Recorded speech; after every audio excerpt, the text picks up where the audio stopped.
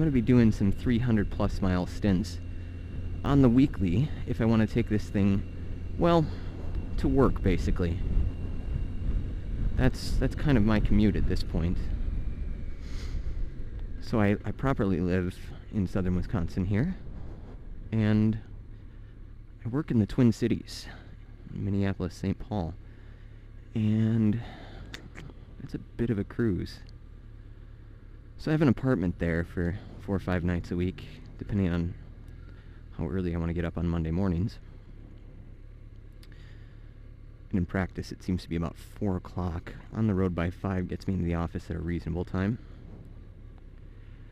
But I don't know that I want to do that on the bike. You got to be sharp. If you're remotely drowsy while riding, you're asking for trouble.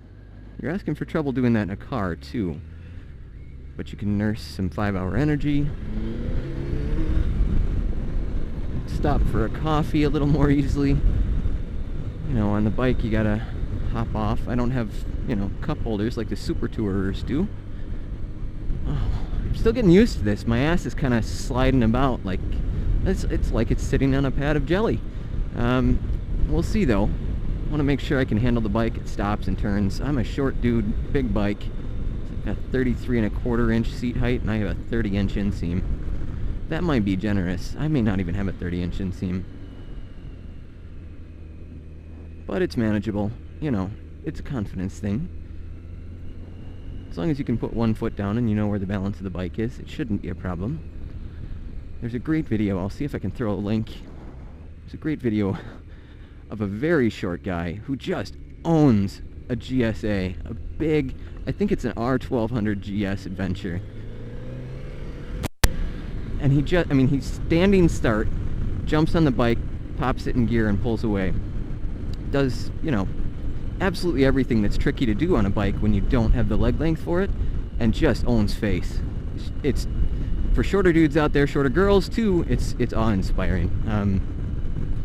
Honestly, it's just incredible riding anyway, so I'll try to throw a link for that. And the other thing we're doing today is we were going to test out NavMe, but it refuses to start after, I guess, the most recent update. So I've got the OG Pebble, and it never really worked for me. I wanted it to so badly. In fact, I bought a red Pebble specifically so I'd have simple guidance on the bike.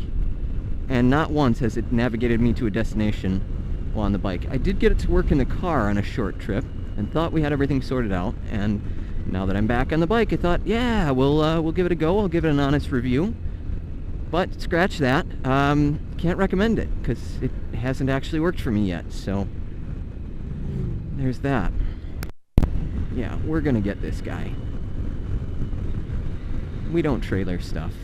And this will be a nice opportunity to lead into my next subject, which is free horsepower.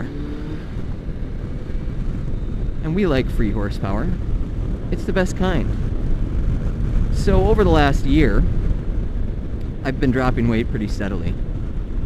Went ballpark of 50 pounds. That's noticeable in absolutely every way.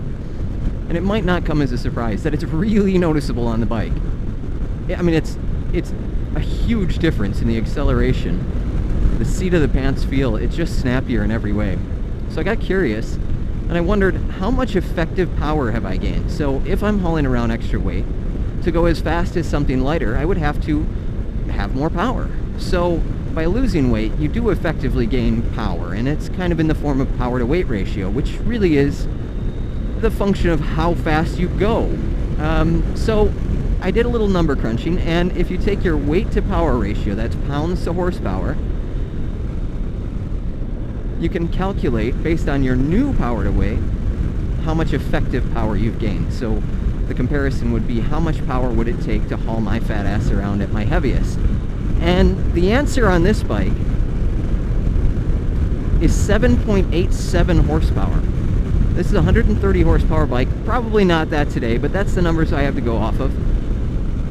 And the difference in power, in order to haul me around as fast as I can go today, you would have to add 7.87 horsepower. It's almost 8 horsepower for free, effectively. And that's the truth. It's effective. So the bike's not any more powerful, but by hauling around less weight, wow, did it wake it up. So I had to go a bit further, and And I took the CB360. It's in a few of my videos. It's Mrs. Shiny Side's current ride, and, well, it's not a race bike, let's say. And we gained almost 3 horsepower on that. With 34 horses, that is even more noticeable. It's a function of how powerful the bike is to begin with, and the weight of the bike. It's going to scale differently based on those two numbers. Like, for instance, the S1000RR,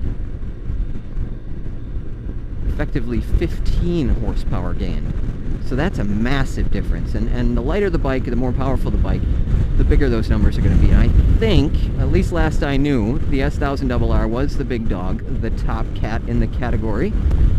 That may have changed, but, you know, the difference in effective power to weight is substantial. So, I mean, I lost a ton of weight.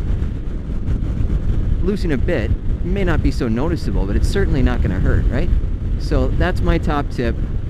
Free horsepower,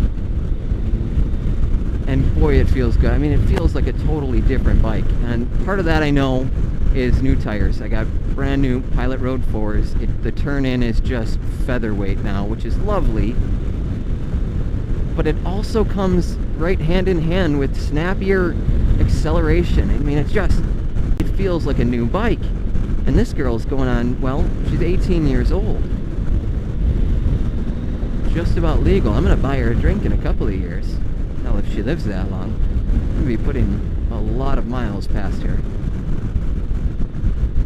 It is just lovely. Of course, we have, you know, Farmers Highway traffic here. But it's damned good to be back. I did try to do a couple of recordings. I had some microphone trouble. I know, microphone trouble, it's terrible. I think I've got that sorted out, so this one should get up. If not, I'm going to keep getting after it. We'll get it sorted out. We'll get some videos up, and we'll get back to making them on the regular. Once I get some more miles under these tires, I'll do a proper review of them, but so far I absolutely love them. It's just fantastic. We'll have to see how they do in the rain. I'd like to get that under me before I do a proper review. A couple have asked for it, so we'll do a proper roundup. The differences in the crappy old tires I had, which is all I have to compare this to, and how these do in a couple other conditions. You know us, we're not afraid to ride in the rain, just so long as we keep the top part shiny enough to tell which way is up. On that, guys, I am out. Until next time, keep it shiny side up.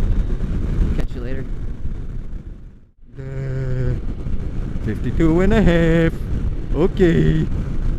Going to see Mom. You better drive safe. Mom's always on me about that. That's what happens when people believe their speedometers. I swear most modern speedometers read deliberately high by a couple miles an hour.